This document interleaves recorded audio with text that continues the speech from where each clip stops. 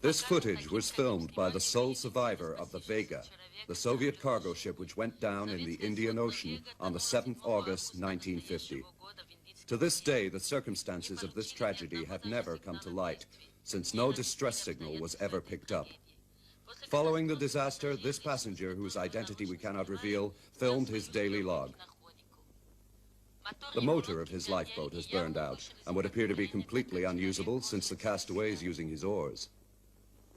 First day, he shows us what provisions he has. We can see biscuits and his double water rations.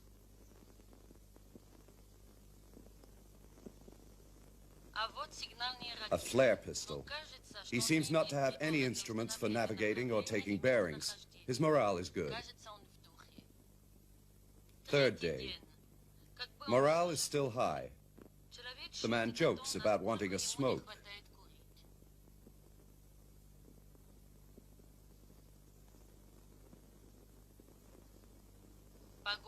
A squall is coming up. Ninth day. Atmospheric conditions are not improving.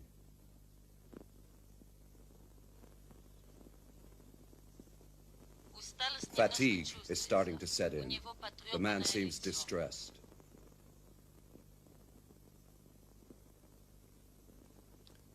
15th day. He has thrown away a container of water. It must have been empty or the water tainted. He shows us his provisions, which have diminished, and which he has now divided into daily rations. His face is sunburnt. His morale is suffering. It is twilight. This shot may have been accidental. It is undated. 21st day. Something must have occurred. The man is euphoric. He says, "I'd film it if I could." He shows us his provisions again, and we can see that during the last 6 days he has not touched them. What or whom is he speaking about? How can he keep himself in such good shape? 27th day. The man is in better shape than on the 21st day. Watch him closely. His behavior has modified. Are we to understand from these gestures that he is watching the sea or that he is on his guard? What exactly does he mean? Look at these provisions, which remain untouched by him. How is he feeding himself? 33rd day. Watch carefully what is about to happen. The first thing he shows us is his provisions. This time they have gone down, but that still does not explain how he can have gone for 18 days without touching them. Look carefully at his face. We think that the man has already made up his mind. The dot you can see on the horizon is a ship. He picks up his flare pistol, which he has already prepared. He loads it. He is going to fire. He doesn't fire. He puts it back down. This decision might have cost him his life.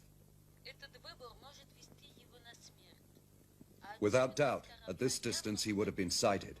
Why does he not want to be saved? We are between the 34th and the 38th days. What you see is a box which was part of the debris of the shipwreck. This proves that he has been drifting. The discovery now profoundly damages his morale.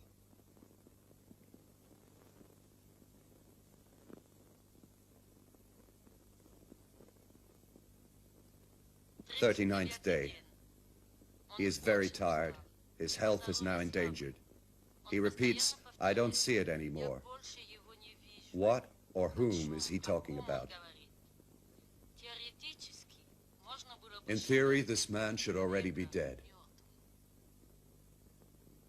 40th day. It is twilight. This is certainly the last of his rations.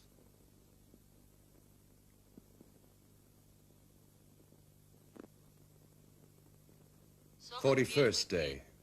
Twilight again. 2 days ago, this man was at the point of death. Where is he finding the energy to keep his gestures steady? He has just thrown away his last water supplies. He now has nothing more to drink or eat. We know that these flares are not intended for possible ships. What is he so sure of?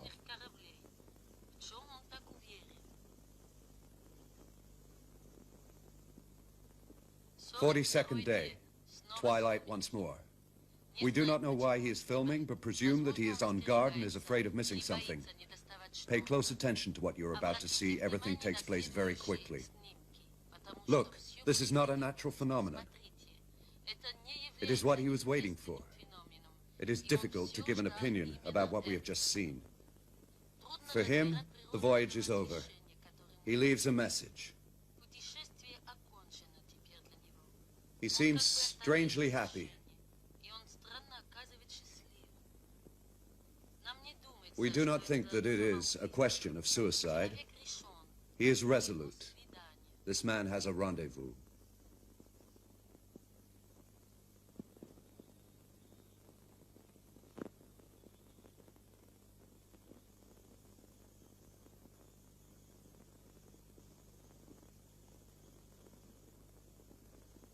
The lifeboat ran aground on the coast of Madagascar. The salt spray had already half effaced the inscription that the man had written on the tarpaulin. Looking closely at the letters, one could read, "Those who have seen it can never come back. It's the rest was erased forevermore."